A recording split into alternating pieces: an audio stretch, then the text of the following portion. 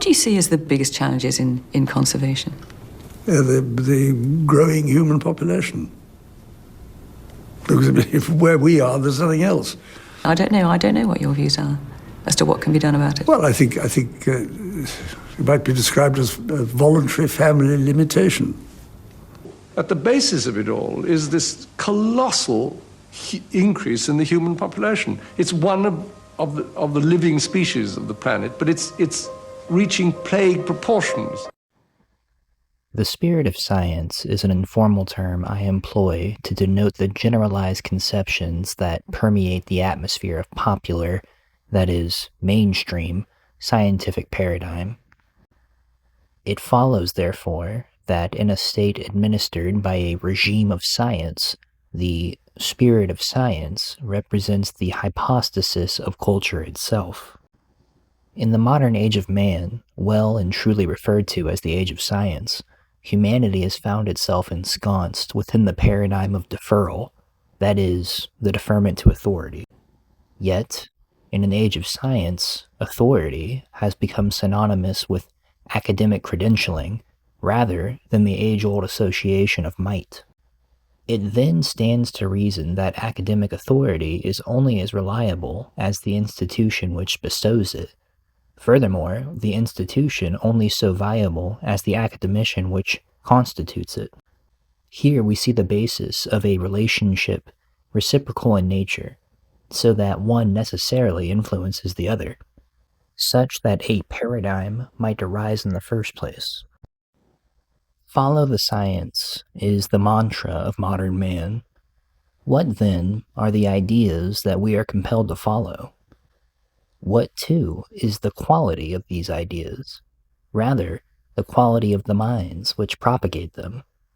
Perhaps we should follow Aristotle, the so-called father of Western logic, cited with sure regularity as having evidenced the globular Earth circa 350 BC. A colossal mind of intellect, having furnished the idea through simple observation, specifically, that a ship moved past the horizon so as to disappear upwards, from hull to mast, the way one should observe the same on a hillside.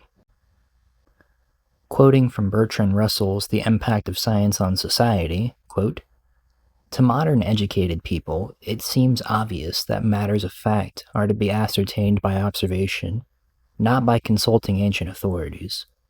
But this is an entirely modern conception, which hardly existed before the 17th century. Aristotle maintained that women had fewer teeth than men. Although he was twice married, it never occurred to him to verify this statement by examining his wives' mouths." End quote. Had the father of logic been so logical, might he have taken due time to consider that the hill of water which he likened the ocean to, juxtaposed with the water-based leveling tools, that the ancient Greeks themselves used in the construction of foundations and surfaces of large-scale structures, produced a theory incompatible with the fundamental nature of water itself? What then is the quality of an education system whose greatest minds are incapable of basic deduction or investigation? After all, science is quintessentially the method of investigation that underlies the entirety of modern academia, not the least of which subjects having been affected being none other than the study of medicine. Indeed, the catchphrase, "follow the science," was little more than a subversive appeal to health mandates backed by the full weight of the cult of academia. The father of logic being none too logical, and mandates asking for a token of faith in regard to matters of health, perhaps the structure housing the medical industry warrants inspection. What is the structure composed of? What are its building materials? Who commissioned such structure and saw to it that the work should be done? History has much to teach, and those unbiased few whom learn its lessons are blessed with wisdoms reserved from those less investigative minds. We should be so lucky that the understanding of the medical industry should provide for a generalized understanding of the modern spirit of science, and thus of the modern society which is animated by it. The state of the modern medical industry can be summed in 3 words: the Flexner Report. Commissioned by the Carnegie Foundation and authored by Abraham Flexner, published in the year 1910, the report was officially titled Bulletin Number 4. It surveyed 155 medical schools across the U.S. and Canada, exposing what Flexner called an absolute disregard of scientific method in many institutions. Flexner, a man who was a high school teacher with a bachelor's in classics, not a medical professional, called for the closure of 124 medical schools in his report, citing lack of scientific rigor. Whatever it is Flexner thought science to be, apparently its importance far outweighed medical expertise in the medical field. The report was funded by the Carnegie Foundation for the Advancement of Teaching, a private corporation chartered by Act of Congress in 1906, itself funded principally through an endowment from the robber baron Andrew Carnegie, the late 19th century steel industry mogul. Shortly thereafter, and as a direct consequence of his having published the report, Abraham Flexner was taken on as the Secretary of the General Education Board in 1912. The General Education Board was established in 1902 by yet another robber baron, John D. Rockefeller, and, like the Carnegie Foundation, was also incorporated by Act of Congress in the year 1903. It is under the auspices of the General Education Board that the Flexner Report was taken up under the banner of medical education reformation, funded and disseminated to achieve its vision.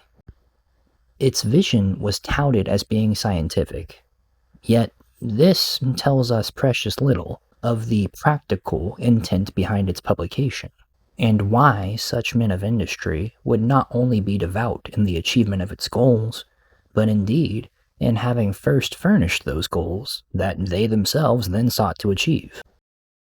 What do you see as the biggest challenges in conservation? The growing human population.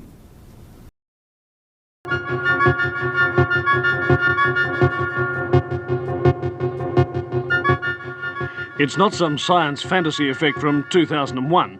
This electronic display emanating from Australia's largest computer is a picture of the condition, past, present and future of planet Earth. The program was originally devised by a scientist working from the Massachusetts Institute of Technology, J. Forrester. It was developed under the auspices of the Club of Rome by an MIT research team to present a complex model of the world and what we humans are doing to it. The program, called World 1, doesn't pretend to be a precise forecast. What it does for the first time in man's history on the planet is to look at the world as one system. It shows that Earth cannot sustain present population and industrial growth for much more than a few decades. It shows that simply cleaning up our car exhausts and making some small effort to limit our families simply isn't enough. It's like an electronic guided tour of our global behaviour since 1900 and where that behaviour will lead us. Well, this is the printed version of what we've just seen on the television screen. And what looks at first to be just a maze of computer characteristics is really a system of very simple graphs which project what's going to happen to the planet over the next 150 years if we don't do something drastic to stop it. Down the left-hand side of the graph is the date, 1900, 1940, 1980, 2020, right down to 2060. Now, each of these lines of letters represents a curve showing some aspect of the condition of the planet. The further out this way they go, the greater that figure is, the further this way, the less. For example, P represents population. So here it is at 1900, and then it comes up to 1940, it starts to take off. Here we are at 1980, up to the turn of the century, and then it starts to peter off. Let's now have a look at this next curve, the Q curve, which is the quality of life. And this is represented by, for example, the amount of space people have, the amount of money they have to spend, the amount of food they have to eat. Now, it increases rapidly up to 1940, but from 1940 on, the quality of life diminishes. And here we are about the turn of the century, and we come up to the year 2020, and it's really come right back. More people, of course, means that you start to chew up your supply of natural resources. And this is this curve here, the N curve. And it shows that slowly but steadily, the pool of natural wealth in the world, natural resources, minerals, oil, and so on, is slowly but steadily diminishing. So this is the situation. As population increases, the quality of life decreases, and the supply of natural resources decreases. But have a look at this curve here. This is called the Z curve, and it represents pollution. Now, predictably enough, as the population increases up to 1980, pollution increases. There's more rubbish. But from 1980 to the year 2020, pollution really takes off. This is assuming, of course, that we don't do anything about it. So the year 2020, the condition of the planet starts to become highly critical. And if we don't do anything about it, this is what's going to happen. The quality of life is going to go right back to practically zero. Pollution is going to become so serious, right out here, that it will start to kill people. So the population will diminish. Right back here, less than it was in the year 1900. And at this stage, around about the year 2040, 2050, civilized life as we know it on this planet will cease to exist.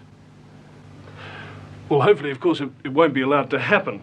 But it's taken this kind of shock treatment to nudge governments into doing something, and slowly we are. But it's taken this kind of shock treatment to nudge governments into doing something. Taken from The First Global Revolution, a report by the Council of the Club of Rome. The common enemy of humanity is man. In searching for a new enemy to unite us, we came up with the idea that pollution, the threat of global warming, water shortages, famine, and the like would fit the bill. In their totality and in their interactions, these phenomena do constitute a common threat, which demands the solidarity of all peoples. But in designating them as the enemy, we fall into the trap about which we have already warned, namely mistaking symptoms for causes. All these dangers are caused by human intervention, and it is only through changed attitudes and behavior that they can be overcome. The real enemy is humanity itself. The objective with these robber barons, as it had otherwise been with their previous endeavors, remained the same: monopolization of industry.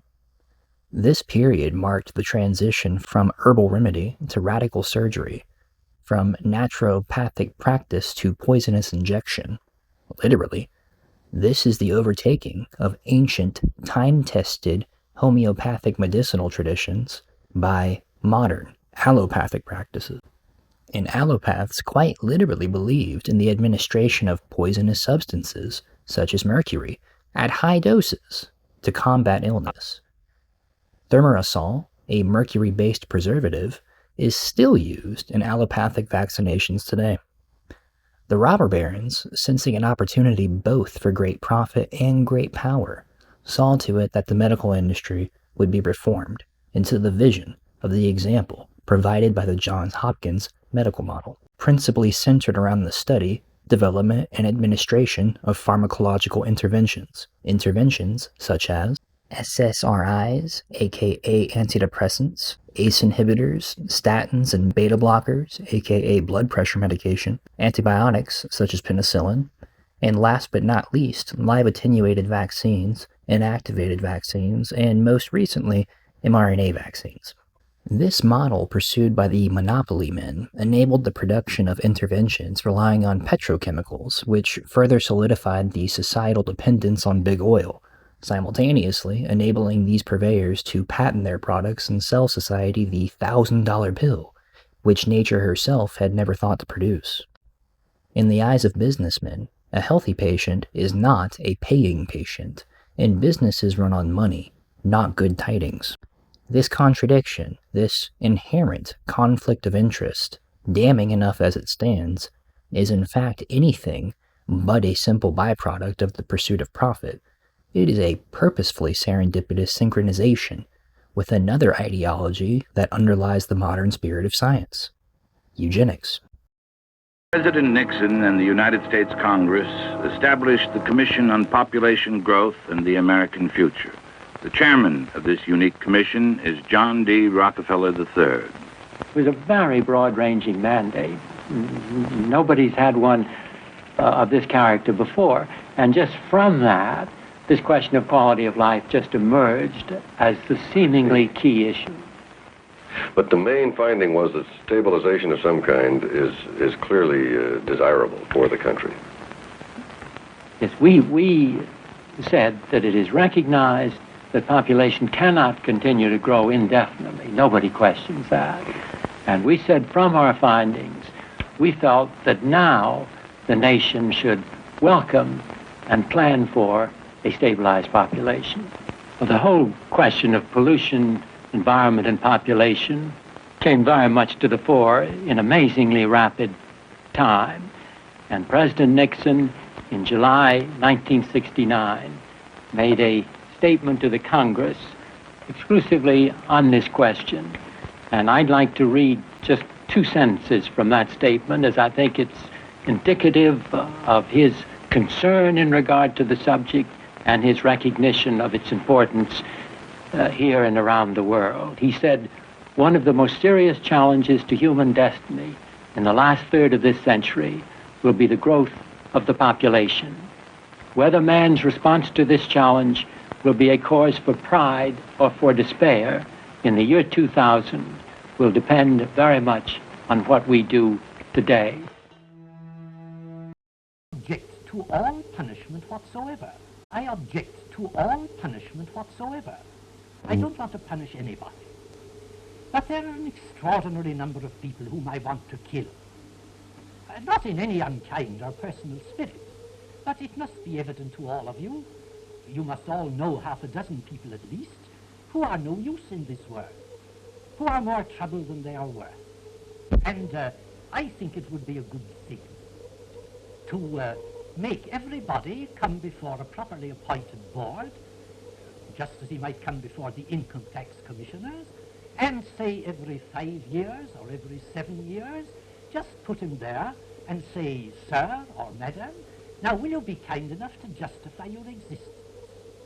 If you can't justify your existence, if you're not pulling your weight in the social boat, if you're not producing as much as you consume, or perhaps a little more, then clearly we cannot use the big organization of our society for the purpose of keeping you alive, because your life does not benefit us.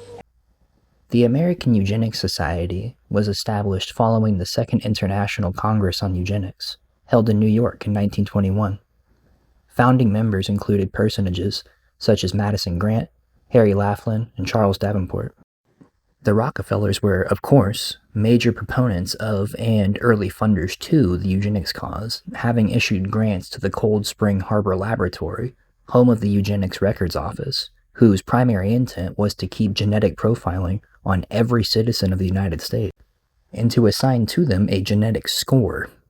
John D. Rockefeller III, or JDR3, established the Population Council on November 7, 1952, and served as its first president. After JDR3 assumed a non-executive chairman position, Frederick Osborne, then the president of the Eugenics Society, was given the position of presidency of the Population Council, and the Eugenics Society formally moved its operation into the New York office of the Population Council, receiving funding directly from the Rockefellers Population Council grant. All of this information, and yet no exposition. What exactly is eugenics? It's a term originating with Francis Galton, meaning well-born or of noble birth. Eugenics is not a modern concept, however. It finds its way into the written record at least as far back as the 5th century BC, with Plato, whom suggested multiple social engineering avenues of approach to achieve the goals of eugenics, not the least of which being a false religion tailored for the general populace, which did not require any truth value, but which simply instilled desirable traits, such as docility to authority and taxation, and which sounded remarkably like the framework of Christianity. Hint, hint. In the case of Galton, the term was a culmination of what comes to be the spirit of science of modernity. Social Darwinism, evolutionary theory, itself part of the larger lambda cold dark matter model, aka the Big Bang model of cosmology, the appeal to authority as the intrinsic result of an inherent rigid caste system arising from the recognition of genetic superiority, with said genetic superiors administering the offices of government, science, and education. Harry Laughlin, one of the original members of the American Eugenics Society, whom worked as the superintendent of the Eugenics Records Office at Cold Springs Harbor Laboratory, was the principal architect of the Model Eugenical Sterilization Law, drafted in the early 1920s to guide U.S. states in crafting legislation for the compulsory sterilization of individuals deemed unfit to reproduce. The U.S. Supreme Court upheld the constitutionality of compulsory sterilization laws in the infamous 1927 case Buck v. Bell, effectively endorsing Laughlin's Model Eugenical Sterilization Law as legally valid. In turn, over 30 U.S. states enacted sterilization laws based on or inspired by Laughlin's model. Nazi Germany's 1933 law for the prevention of hereditarily diseased offspring was explicitly modeled on Laughlin's framework, and which was enacted shortly following Hitler's rise to power. It is this same framework that led directly to the Action T4 euthanasia program, authorized by Hitler on September 21, 1939, which resulted in an estimated extermination of some 300,000 individuals deemed unfit by the state, including children. In the United States, primarily over some 30 or so years, an estimated 60,000 U.S. citizens were forcibly sterilized by the state, many of whose only crime was being the wrong color, or even being the so-called right color, yet being poor. Put bluntly, this was the culmination of the vision of the Illuminati, and the direct result of an institutionalized, hostile takeover of every public office, industry, and educational outlet by the privileged few, whom are renowned for mistakenly conflating their possession of wealth with possession of character, or intelligence. The people whose primary character trait is money. This is a subject which could well go for many countless hours, but I only seek to provide the basis, insofar as is necessary to readdress the original assertion I made at the start of this discussion. Academic authority is only as viable as the institution which bestows it. We are told to follow the science in matters of health, yet our institutions of health have been commandeered by hostile forces whom have anything but our best interest at heart.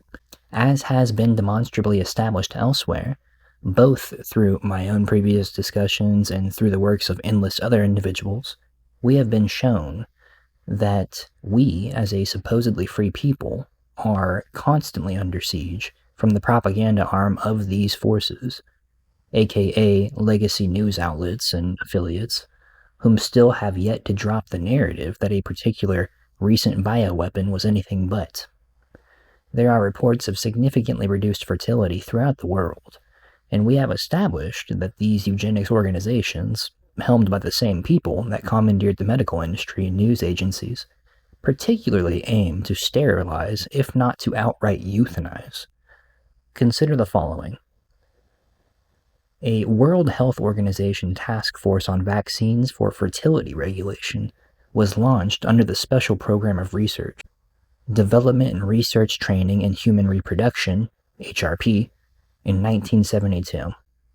The stated goal was to develop immunological methods of fertility regulation vaccines that could prevent conception by targeting reproductive molecules.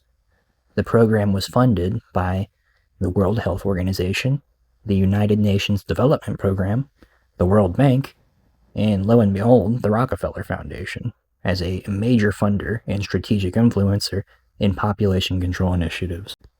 As I stated at the outset of this video, science is quintessentially the method of academic investigation.